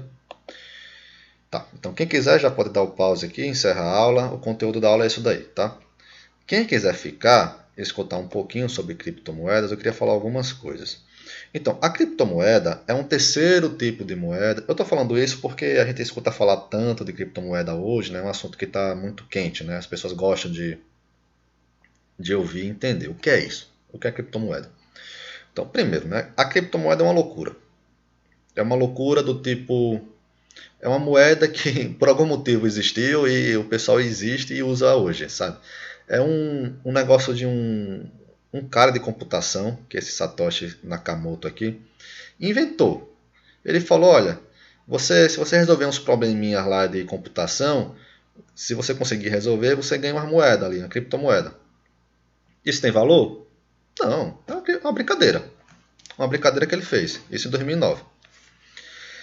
Eu tenho até um amigo que em 2010... ele é de computação, ele depois foi para matemática, fez o doutorado em matemática, hoje em dia é professor, mas ele sempre foi muito bom em computação também. Aí sempre foi muito interessado em computação, medalhista da Olimpíada de Computação e tudo mais. Aí ele chegou a me dizer uma vez que ele chegou a ver isso daqui, logo no início, 2010, 2011, que ele viu esse programinha, até jogou lá para brincar um pouquinho, conseguiu algumas coisinhas de criptomoeda e depois largou. Era uma brincadeira, um jogo, um negócio de computação, que só gente de computação gostava, e quem resolvesse aquele probleminha ganhava as criptomoedas. Só que por algum motivo, que até hoje eu acho que ninguém sabe explicar direito, aquele negócio começou a ganhar um valor. Até foi um negócio interessante que foi em 2012, deixa eu botar aqui, eu não lembro mais desse caso. Não tem aqui.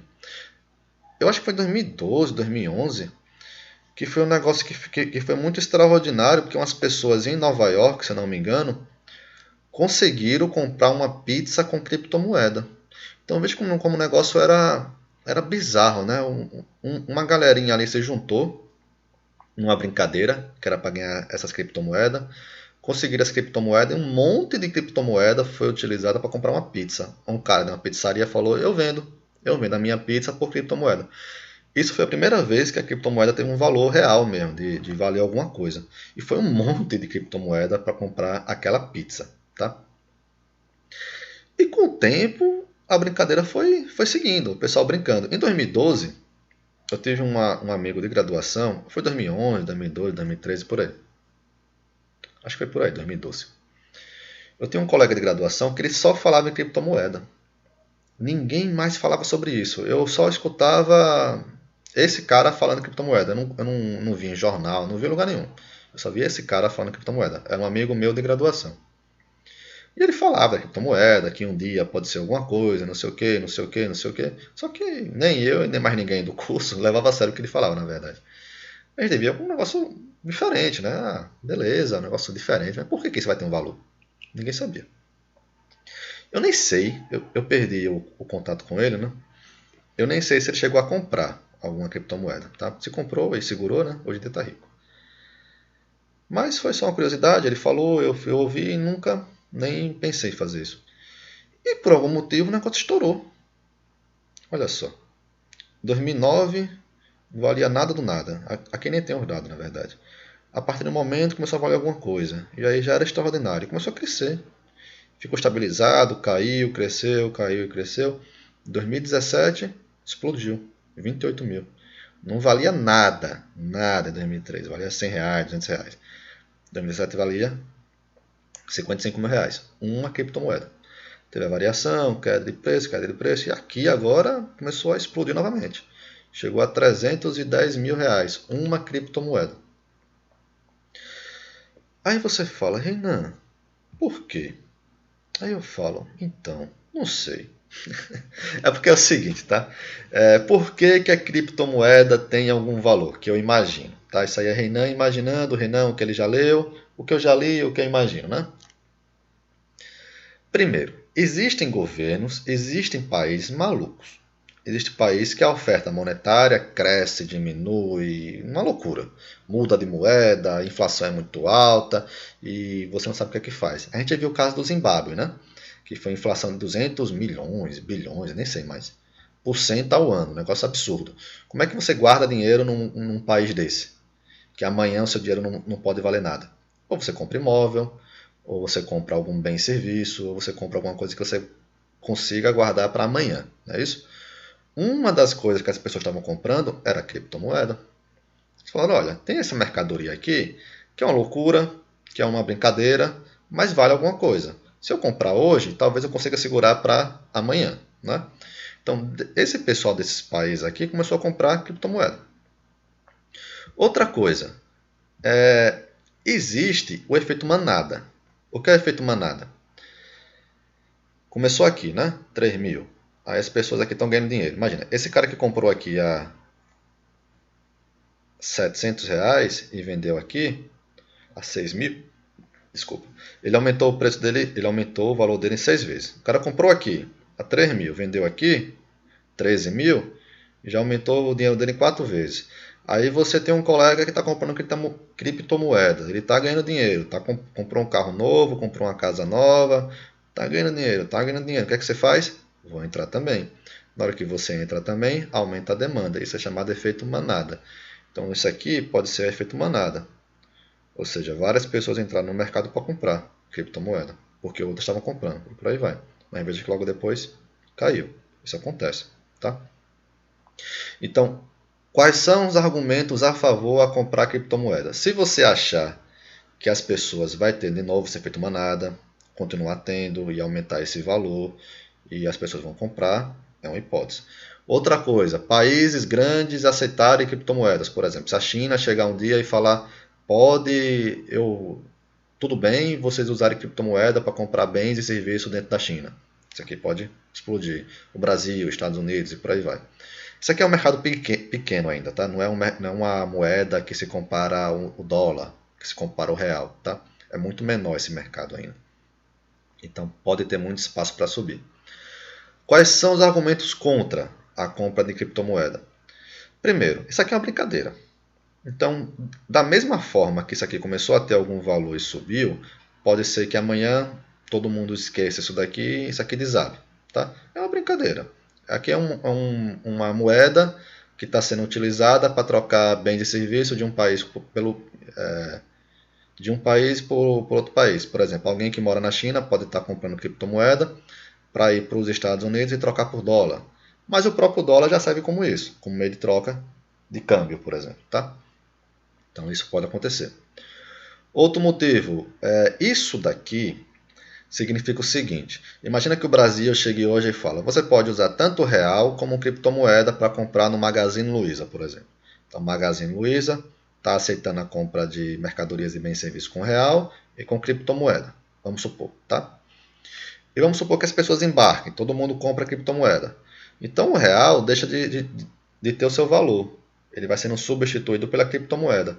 E por que isso é ruim para um país? Porque o país ele tem que ter o controle da sua política monetária, a oferta e diminuição de oferta monetária, não é isso? Se você deixar que uma criptomoeda dessa assuma esse papel, você perde o seu papel de política monetária.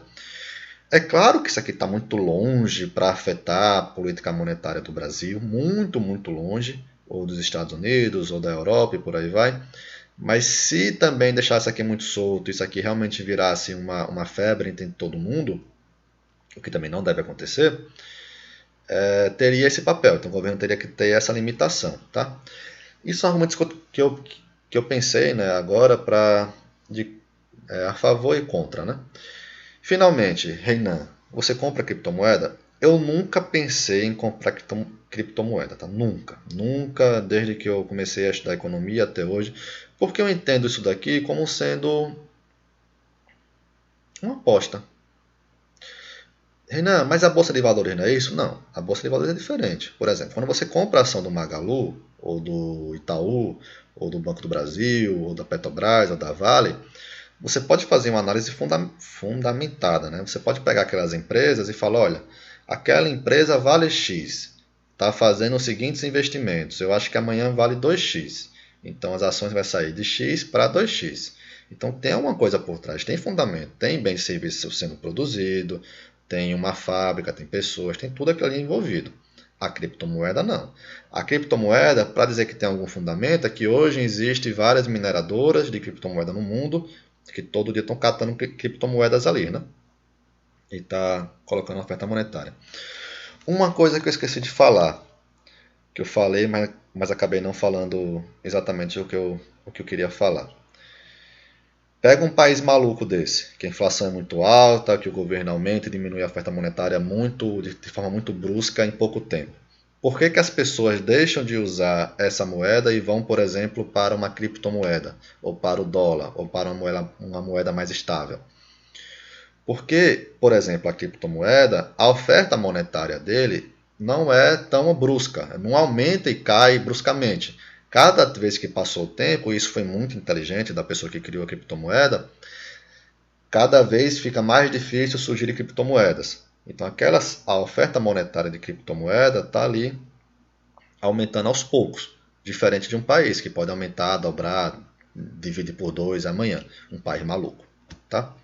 E é por isso que as pessoas podem estar mudando desses países. Por exemplo, pegar um país que está tendo muito problema financeiro, uma crise muito grande, pode deixar de usar a moeda do país e começar a comercializar com criptomoeda. Não necessariamente abertamente, né? Mas pode chegar na padaria e você falar aceita, o cara fala aceito. E aí faz a negociação.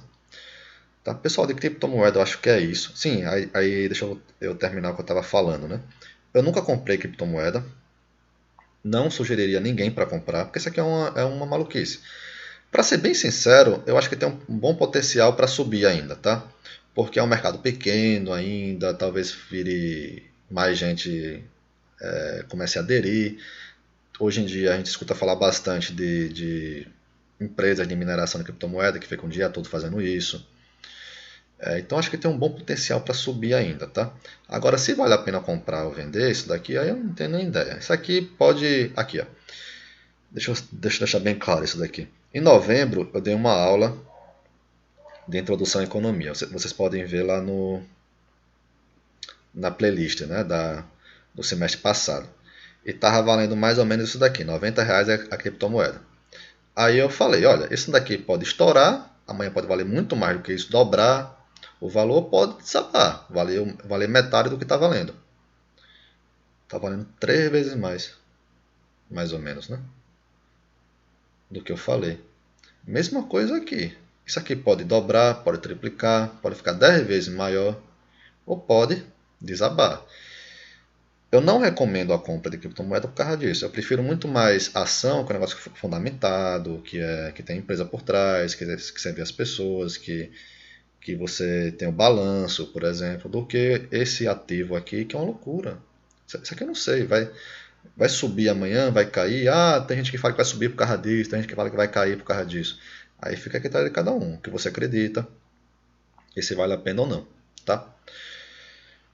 Pessoal, é isso que eu tenho para falar, tá? Às vezes a pessoa está muito apaixonada por criptomoeda, eu já vi isso também, acha ruim que eu falo isso. Às vezes a pessoa não conhece e acha bom. Mas é isso, todo ativo tem a parte boa e a parte ruim. Por exemplo, se você comprar ação da Petrobras, pode ser que ocorra um vazamento de petróleo e que desabe a ação. Pode ser que o petróleo internacional aumente o preço, ou diminua o preço. Pode ser que a Arábia Saudita, que é um dos maiores produtores de petróleo do mundo, fale que vai parar de abastecer os mercados externos. Então tudo isso daí influencia o preço da ação, e tudo isso daí influencia se você vai ganhar ou perder dinheiro. Isso são um risco de você comprar o ativo. Isso aqui é um ativo também, criptomoeda é um ativo. Você corre o risco de ganhar e perder dinheiro. Ou melhor, você espera ganhar dinheiro correndo aqueles riscos, né? Eu acho o risco aqui muito alto. Tem muita coisa que influencia o preço da criptomoeda que eu não tenho nem ideia do que está acontecendo. Isso aqui, por que deu essa subida? Tá? Eu não sou especialista, eu não fui atrás para descobrir o porquê que aumentou bastante em pouco tempo. Que veja a subida aqui, como é bizarro. R$ 38,00 em março para R$ 330,00 em março de 2021. Em um ano, aumentou em 10 vezes o valor. Ou seja, se alguém teve coragem de botar R$ 100 mil em criptomoeda, vendeu o Corolla e botou em criptomoeda, agora tem 1 milhão. Próximo ano vai ter 10 milhões? Vai ter 100 mil de volta? Vai continuar tendo 1 milhão? Eu não sei. O risco é muito alto. Eu encorajo isso daqui. Encorajo não, de novo, né? Eu nunca colocaria dinheiro em criptomoeda, porque não é do meu jeito de investir, não é o meu perfil de investimento, que é um risco muito alto. Mas eu só encorajo a pessoa a colocar dinheiro em criptomoeda se ela aguentar esse tranco aqui. Esse tranco aqui é complicado. Na hora que você botou o dinheiro está crescendo, tá ótimo, né? Na hora que ele desabou aqui e você tá perdendo dinheiro, aí se você se desespera e vende, o que é a pior coisa para uma pessoa que comprou um ativo, tá? Essas flutuações de mercado aqui, tá? Pessoal, a aula de hoje é isso, tá? Eu vou encerrar a aula. Então a gente falou hoje de moeda e na próxima aula a gente fala de inflação. Abraço. Tchau, tchau.